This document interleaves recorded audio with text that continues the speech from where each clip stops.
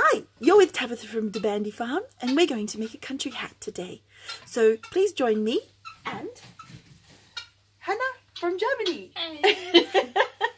So we're going to make a country hat today using a technique that I have found to be quite easy to follow, where you will have a seamless hat.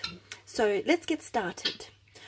For today's purpose, we're using a white top roving, a pattern which is a lovely thick builder's quality plastic. It is great thickness, so we can feel it between the wool, as you'll see as we're going on.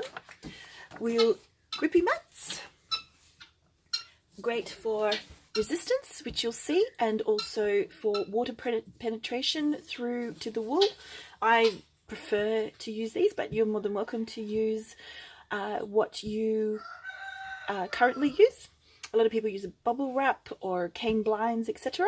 I've just found this to be my preferred choice. Okay, so we lay our like so, our pattern on our grippy mat. Good, thank you. And we're going to start with 100 grams of wool. So we have a fairly rough idea of how much wool, so we get an even amount of felt either side, or even amount of distribution of wool around our hat. So we can start with a pinch grip. Remember to keep your hands far apart and pull and lay. We're going to lay half on the pattern, half off the pattern. And then we're going to evenly start to go all the way around our pattern resist. The other method is that we can place the fibre slightly over and tap and pull. Keep again your fibres as even as possible. That's it. Good. Yeah? Yep. Okay.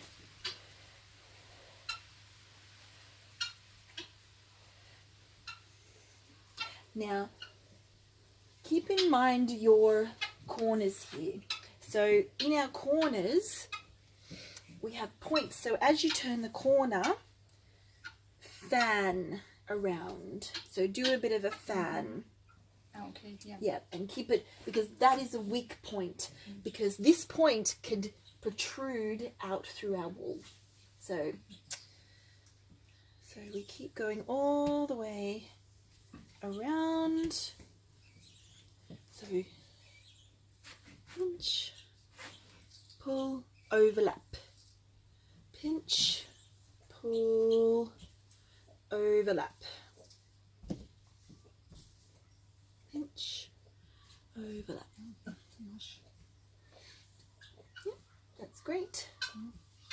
Good job.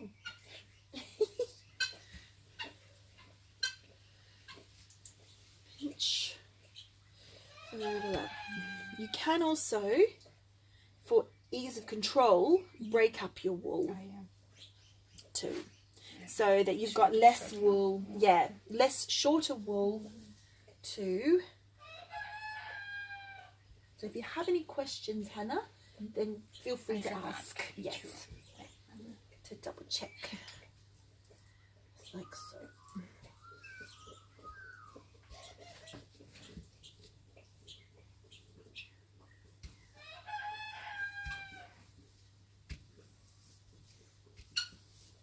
You want to give the workshop, by the way? Yes, we do. I do workshops locally, and if people ask, I will help. Absolutely.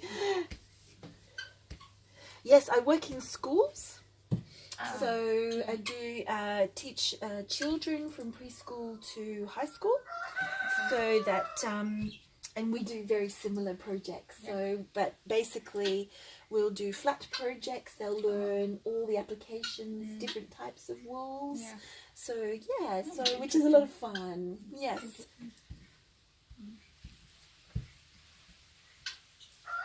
So what are you finding easiest, the tap method or the pinch grip? Tap method? Yeah. Yes. So it's interesting because as we continue and we go from side to side, we will be applying a little bit of water around the edge, and then you'll find one method works better. Yeah. So it's good to be flexible. That's right.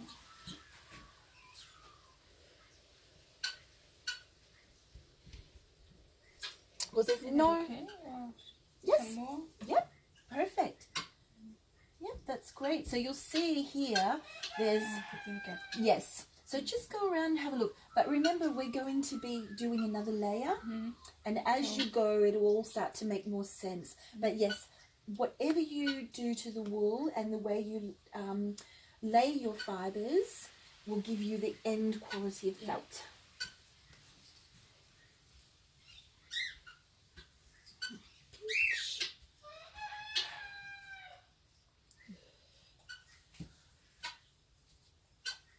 And then you work your way in.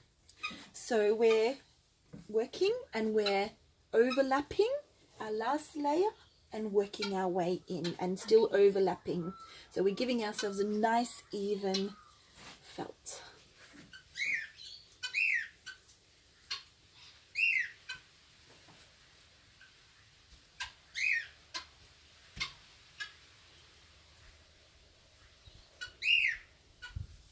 So with our 100 grams of wool that we pulled off and weighed, where we break that into 50 grams and then 25 grams.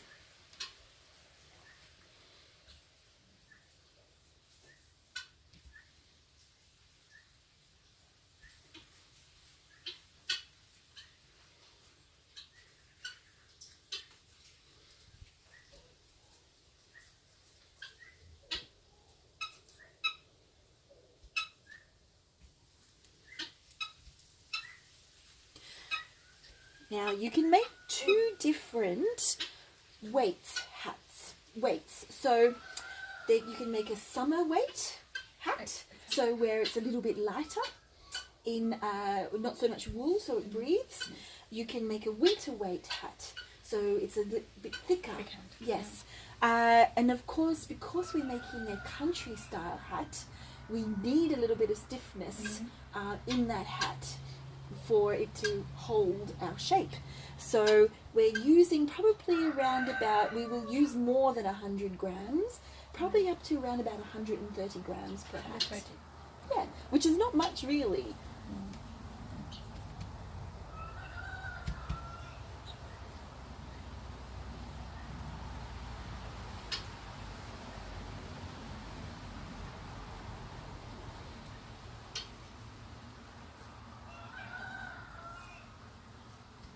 What about the center?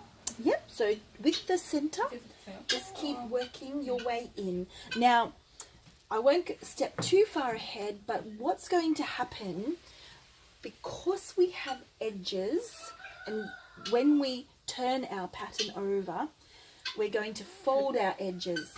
But if you can picture as we go that with each edge we're going to be folding, then folding. Okay. But we've got to make sure to keep our felt really even, that we're not under putting enough wool on the center of our felt hat. So as we go, we're going to fold, but we're going to get less and less wispy wool, and we're going to put it more evenly in the center. Okay. So when you work through your center, this first lay of wool is going to be quite even. So keep it all one evenness as you work through. And that's just a matter of feeling and looking for gaps here, etc. So yeah, so it's just laying your fibers as evenly as possible with each layer. And then as we continue, I'll show you about the edge what I mean about the edge effect.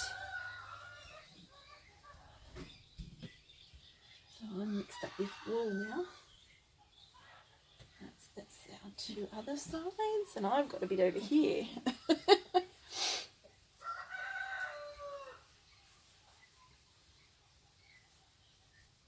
I think I've pinched some of your wool. I said, I think I've pinched some of your 25 grams.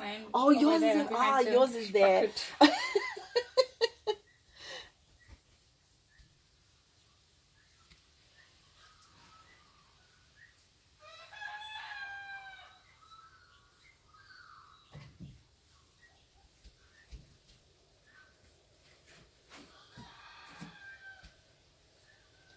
So you can see as we go to the middle of the hat that it's harder to use the tap, isn't it? Yeah. Yeah. You use it because it's quicker. Yeah. And just use it where possible.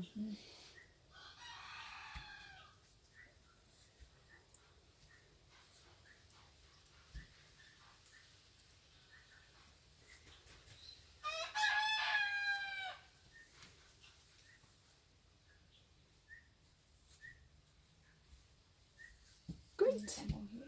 Certainly.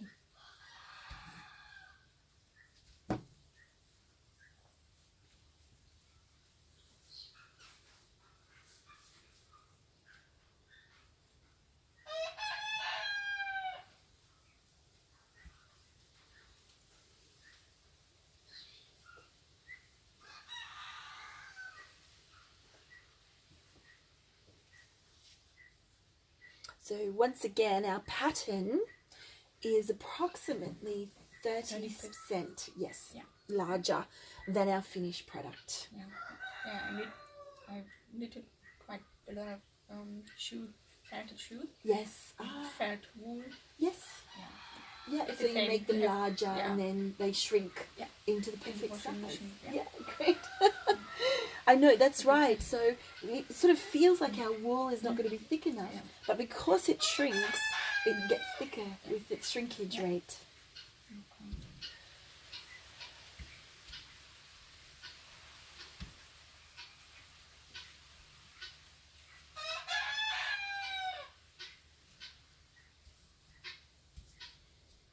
Right. So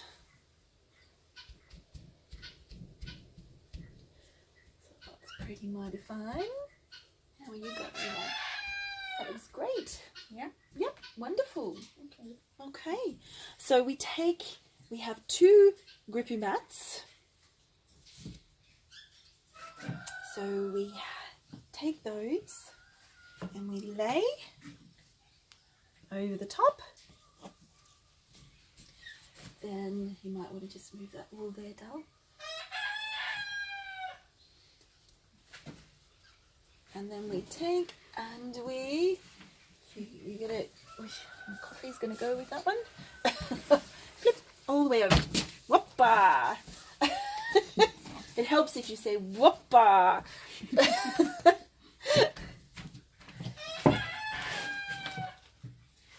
Okay. So we carefully take that off.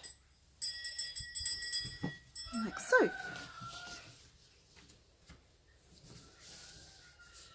So we have now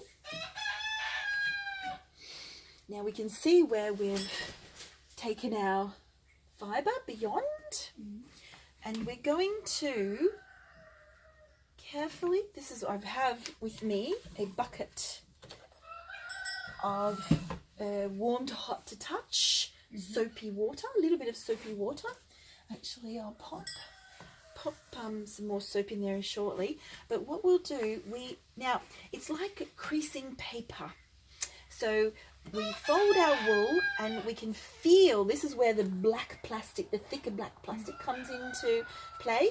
So we fold and we grab a little bit of our water and just on our edge. So it's not, and there's soap in that water to help penetrate the fibres, because the wool will repel, as you can see, it's trying to repel the water. So So it's like, so don't wet the fibers too far away from the edge. So it's like getting a piece of paper and you're creasing the edge of the paper. Okay. Yes. So we go all the way around. Like so.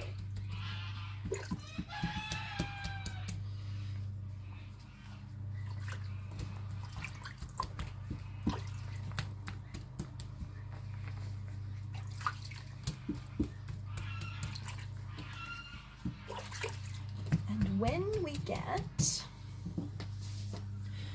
to our edge here, yes, it pushes away. That's a great point, Hannah. So basically, as you're creasing your edges, just keep your pattern in place and keep an eye on how it is moving about your laid fibre. So as we come to the edge, go all the way to your point there, then fold it back that way, like so.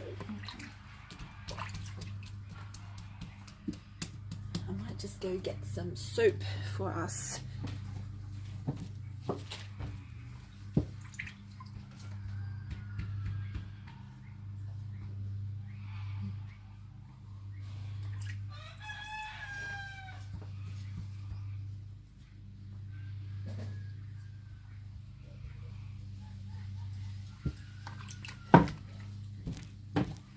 So soap that I use is basically goat milk soap.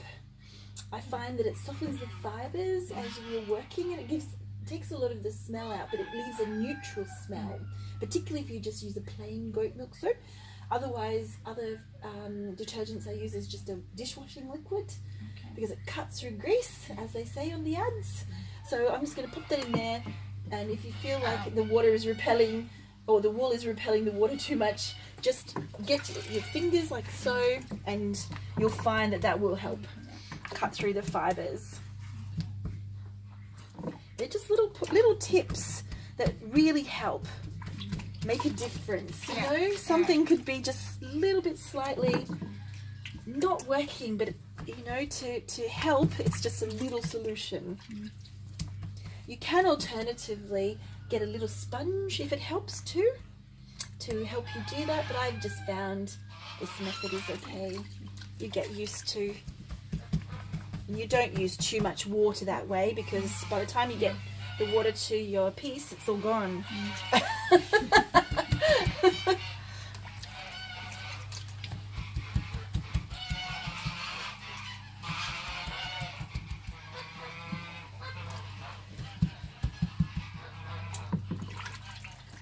Does it make a difference, do you think? Yeah. So make sure you get a nice creased edge. Yeah. Quite difficult. I know. That's it. Yep. That's great. Yeah, so you go one way. So you can see how it's so important our end at this particular point, because it's a design frailty, you know, because it can puncture the edge. So that's it. So really pull. See how just pulling that and just creasing that like so. That's it. Just takes a little bit. There we are. Is this empty, sweetie? Do you want to put some, and I'll get you another cup? No. Just so it's closer for you. Yeah. There you go. Thank you. You're welcome.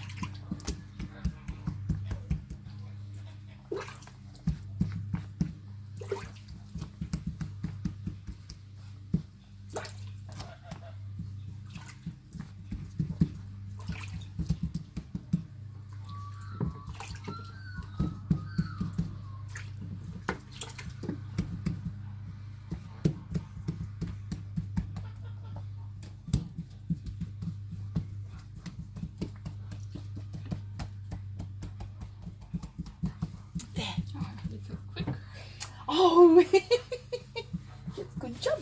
Yeah. How is everyone going there? You're going okay? Just take your time and you get better with practice.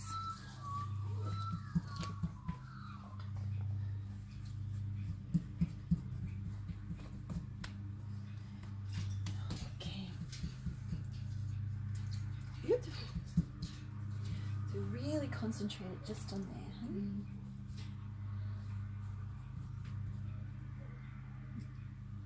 It's kind of thing you. Oh, I know. That's where you can really concentrate and see how you lay your wool, and that just comes with over time, because this is how you learn. You see, oh, I need to lay it thicker there, or I need to pay more attention to that. So that's where that comes into, and that's just improving your technique all the time.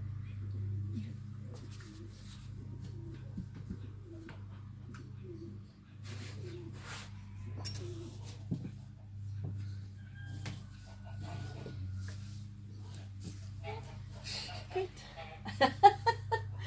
I'll get a towel. I just have one right here.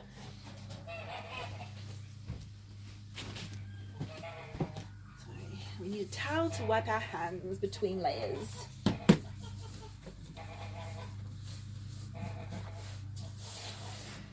Remove that. Okay. So Hannah's just about finished there. I will continue to start putting our next layer on. I'll take the next 25 grams of fibre and we can pull it apart to help. Now this is where you can do a bit more of the Tatiana tap. Now this is where you can become a little bit finer, because we're going to add 2 more layers to our edging, or 3 more layers to our edging, because it actually equates to 6 layers, because it's like 1, 2, so you've got 1, 2, 3, 4, 5, 6. 6, yeah, it was 6, and the last one is we don't overlap. So with each layering of each edge, we become a little bit finer, a little bit wispier, and concentrate keeping it even in our center. So we give it a whirl so we get a little bit wispier.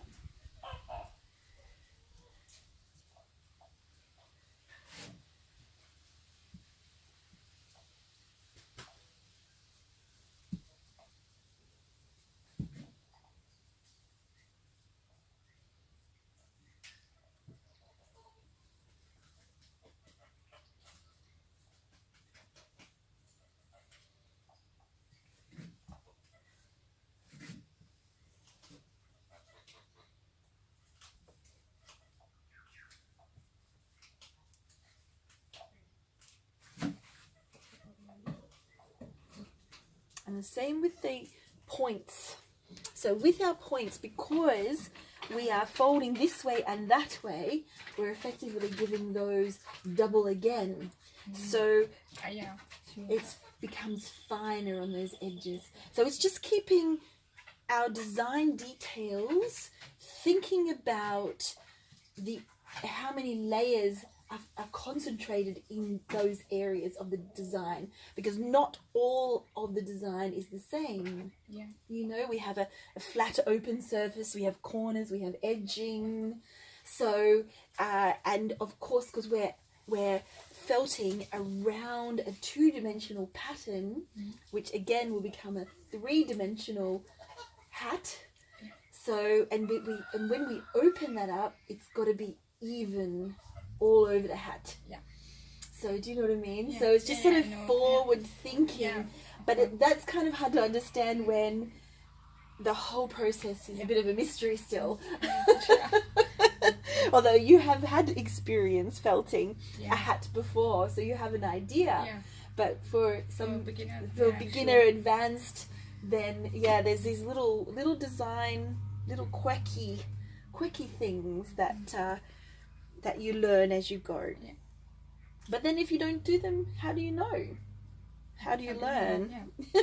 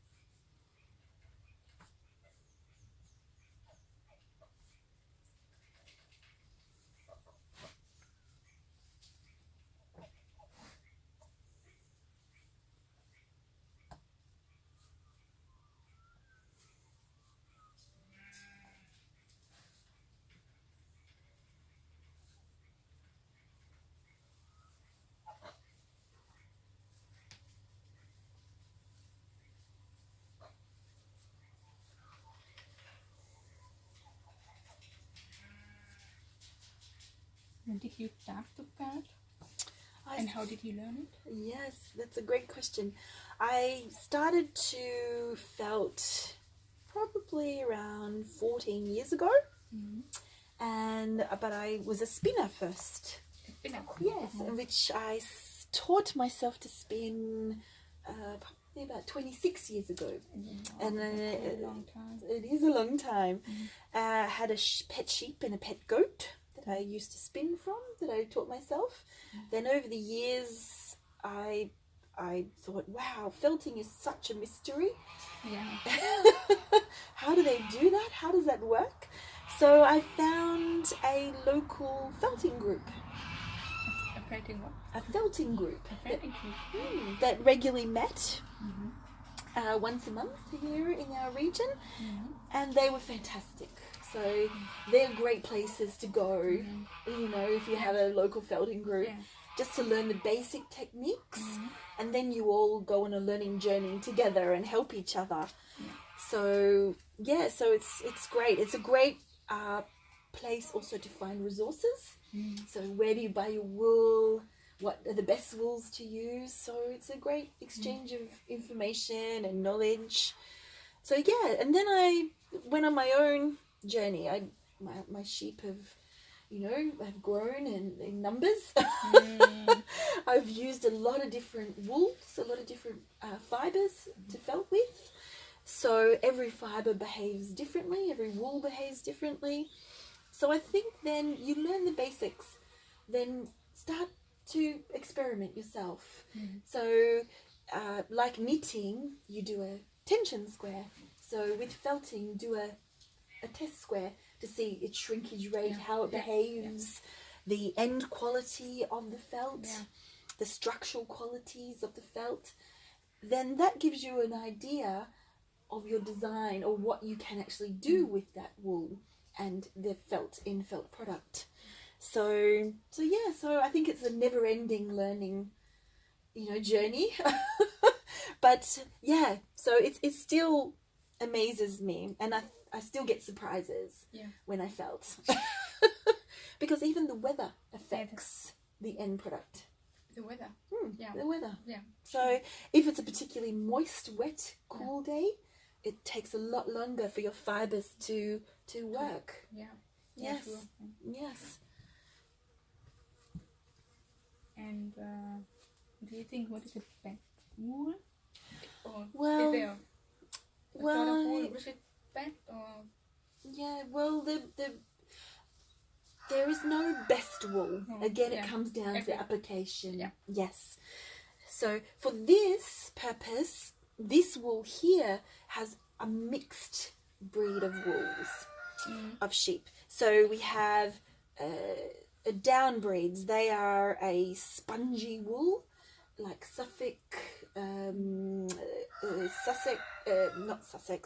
Ryland, Cheviot. They're the types of wools that give us structural qualities, because it lifts the wool up. You wouldn't use a merino or an alpaca because it's very drapey. The fibers hang more. Yeah. So they're the design principles that I'm referring to. So how are you going? That looks great. So that's wonderful. So I can see on your design here that you've got wispier on your overlap. It's nice and even. We could thicken it up a little bit here. So you'll find that because we're wetting this down, we're taking the air out, but you'll find you'll get a little bit of a pillow-like effect. Okay. I'll put that to the side.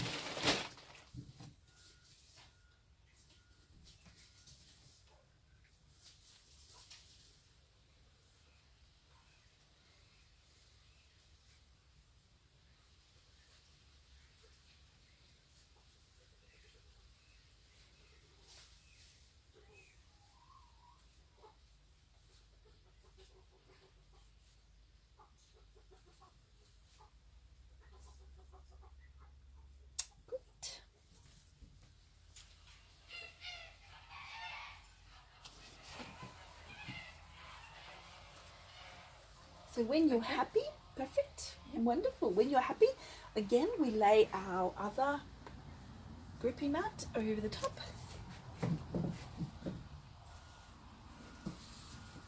And we will flip again. What's the magic words? So we're not. Yep, we'll flip the whole lot. So we go, whoppa!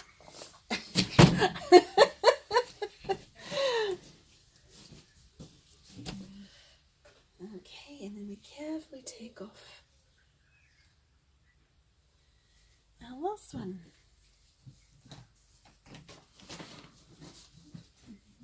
It's sometimes great to work in two colours. So you have, this is our inside that we're working on at the moment. So you can use one colour for your inside. Then with the next layers, the next two layers are our outside.